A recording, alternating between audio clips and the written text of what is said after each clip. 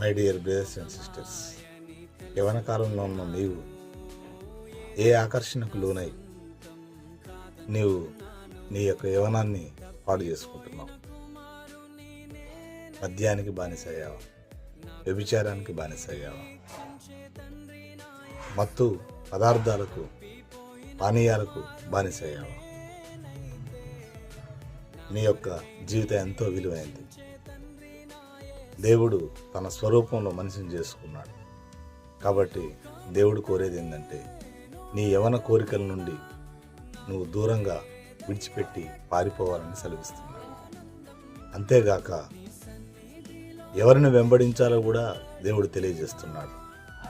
పవిత్రంగా హృదయం కలిగిన వ్యక్తులతో నీవు నీ ప్రేమను, విశ్వాసాన్ని వెంటాడాలని 2 తిమోతి పత్రిక 2వ అధ్యాయం 22వ వచనంలో చెప్పబడ్డది. Thank you.